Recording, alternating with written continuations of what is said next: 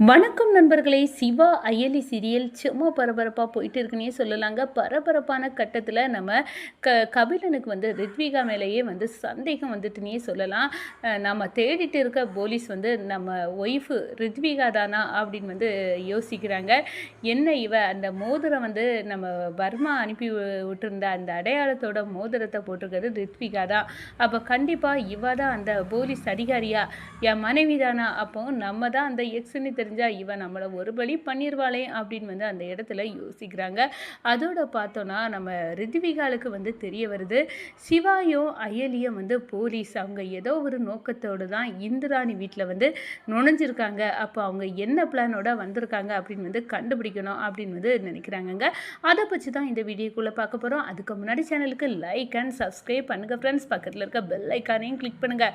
அப்போ தான் நான் போடுற ஒவ்வொரு வீடியோவும் நோட்டிஃபிகேஷனாக உங்களுக்கு கிடைக்கும். வாங்க ஃப்ரெண்ட்ஸ், வீடியோக்குள்ளே போகலாம். ஃபஸ்ட்டு எடுத்த உடனே பார்த்தோன்னா சும்மா பரபரப்பு கட்டந்தாங்க. நம்ம அயலியும் சிவாயும் வந்து ஒரு கோயிலுக்கு போகிறோம், அவரோட ஃபங்க்ஷன் வீடும் இருக்குது அப்படின்னு வந்து வீட்டை விட்டு கிளம்பி வெளியே வராங்க. அவங்க எதுக்காக போகிறாங்கன்னா, கபிலன் வந்து எப்படியும் வந்து இன்றைக்கி போலீஸ் விசாரணைக்கு வந்து வாரான். அவங்க வந்து விசாரிக்க நம்மளை வந்து அதிகாரி அழைச்சிருக்காங்க. அதுக்காக இவங்ககிட்ட எல்லாம் இப்படி பொய்யெல்லாம் சொல்லிட்டு கிளம்ப வேண்டியதாக இருக்குது அப்படின்னு வந்து அயனியும் சிவாயும் வந்து ரெடியாகி வெளியே வராங்க. அந்த நேரம் வந்து கபிலனோட அம்மா வந்து கேட்குறாங்க, எங்கே கிளம்பிட்டாப்புல இருக்குது அப்படின்னு வந்து இந்திராணியும், ஆமாம் எலி நானே கேட்கணும்னு நினச்சேன், எங்கே போகிறீங்க அப்படின்னு வந்து கேட்க நேரம், அண்ணி ஒரு ஃபங்க்ஷன் வீடு இருக்குது, அங்கே தான் நானும் சிவாவும் வந்து போகிறோம், அப்படியா அப்படின்னு வந்து அந்த இடத்துல கேட்குறாங்க.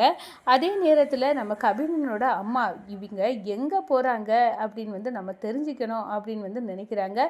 அதோட சொல்கிறாங்க, நீங்கள் எங்கள் வீட்டோட கெஸ்ட்டு, அப்போ நீங்கள் சும்மா வந்து வேறு காரில் எல்லாம் போகிறதுல எங்களுக்கு மரியாதை இல்லை, எங்கள் வீட்டில் உள்ள காரையே நீங்கள் பயன்படுத்திக்கிடலாம் அப்படின்னு வந்து காரை வந்து விட்டுறாங்க. நம்ம சிவாய்க்கும் அயலிக்கும் வந்து நம்ம மேலே சந்தேகம் வந்துட்டு நம்ம யார் எதுக்காக இங்கே வந்து இருக்கோம் அப்படின்னு வந்து கபிலனோட அம்மாவுக்கு பயங்கர சந்தேகமாக இருக்குது. அதுக்காக தான் அவங்க வீட்டில் உள்ள காரை விட்டு நம்மளை வேவ பார்க்காங்க, நம்ம கேர்ஃபுல்லாக இருக்கணும் அப்படின்னு வந்து நினைக்கிறாங்க. அதோட அந்த ஃபங்க்ஷன் வீட்டிலே அவங்க இறங்கிக்கிட்டாங்க. ஒரு ஃபங்க்ஷன் வீடு வழியில் இருக்குது, அதில் இறங்கிக்கிட்டாங்க. அப்போது அந்த கார் டிரைவர் வந்து திரும்பி போன உடனே அவங்க எங்கே போனாங்க அப்படின்னு வந்து அந்த இடத்துல கேட்குறாங்க கபிலனோட அம்மா. நீங்கள் சொன்ன மாதிரி அவங்க ஃபங்க்ஷன் வீட்டில் தான் இறங்குனாங்க அப்படின்னு வந்து அந்த இடத்துல சொல்கிறாங்க. அதுலேருந்து ஒரு ஆட்டையை பிடிச்சி நம்ம அயலியும் சிவாயும் வேகமாக வந்து அந்த கபிலனை விசாரிக்க இடத்துக்கு போகிறாங்க. அதோட ஒரு மாஸ்க் எல்லாம் போட்டு முகமுடியை மாற்றிக்கிட்டு யார் அப்படின்னு வந்து அடையாளம் தெரியாதவாறு மாற்றி நேர வந்து கபிலனை துருவி நம்ம அயலியும் சிவாயும் விசாரிக்க ஆரம்பிச்சிட்டாங்க. நம்ம கபிலன் வந்து திக்கு முக்காடுறாங்க. இதை பார்த்தோன்னா, என்னடா உனக்கு வர்மா கும்பல் மாஃபியா கும்பல் தலைவன் அந்த வர்மா கூட உனக்கு எவ்வளோ பெரிய கான்டாக்டு இருக்குது, அந்த ப்ரூஸ்லி கூடயும் இந்த விசாரணையில் வெட்ட வெளிச்சிடமாக ஆகிட்டு உன்னை தப்பிக்கவே முடியாது மோன, ஒன்றை வச்சு தான் நாங்கள் அந்த வர்மாவை பிடிக்க போகிறோம் அப்படின்னு வந்து அந்த இடத்துல பயங்கரமாக வந்து நம்ம சிவாயும் அயலியும் வந்து விசாரணையை முடிச்சுறாங்க. அவங்ககிட்ட விசாரித்து அதோட கபிலன் சரி நான் கிளம்புறேன் அப்படின்னு வந்து கிளம்புறாங்க. அந்த நேரத்தில் தான் நம்ம ரித்விகா வந்து பார்க்குறாங்க, இப்போது நம்ம புருஷன் வந்து எங்கே போயிட்டாரு, ஒன்று முறையாக வந்து கல்யாணம் ஆகாதவங்களையே ஃபங்க்ஷன் வீடு அது இதுன்னு ஜாலியாக வந்து திரியிறாங்க.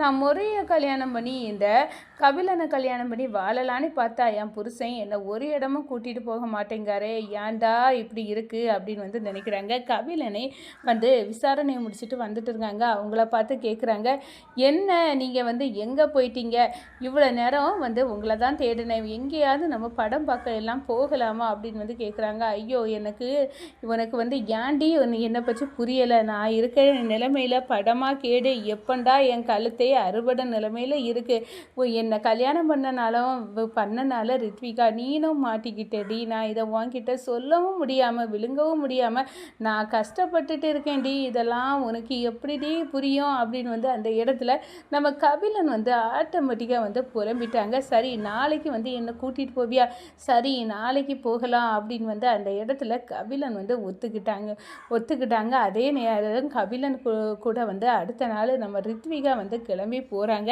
அங்கே போன இடத்துல இடத்துல தான் நம்ம அயலியும் சிவாயும் வந்து மாஸ்க் போட்டுட்டு வந்து கையில் துப்பாக்கியோட வந்து ஒருத்தங்களை பிடிக்கிறதுக்காக இருக்கதை நம்ம ரித்விகா பார்த்து சாக்காராங்க. இந்த அயலியும் சிவாயும் அப்போ போலீஸ் அதிகாரி தான், இந்த உண்மையை வீட்டில் இப்போ எதுக்கு யாருக்கிட்டையும் சொல்லக்கூடாது, அவங்க என்ன நோக்கத்தோட நம்ம வீட்டில் வந்து நுழைஞ்சிருக்காங்க அப்படின்னு வந்து நம்மளே இனி கண்டுபிடிச்சிட வேண்டியதான். அப்போ இந்த அயலி பயங்கர ஆளாக இருப்பா போல், எனக்கிட்ட வீட்டில் எனக்கு அடிமகனங்க இருந்துட்டு அவள் பெரிய அதிகாரியாக இருப்பா போலையே அப்படின்னு வந்து நினைக்கிறாங்கங்க நம்ம ரித்விகா.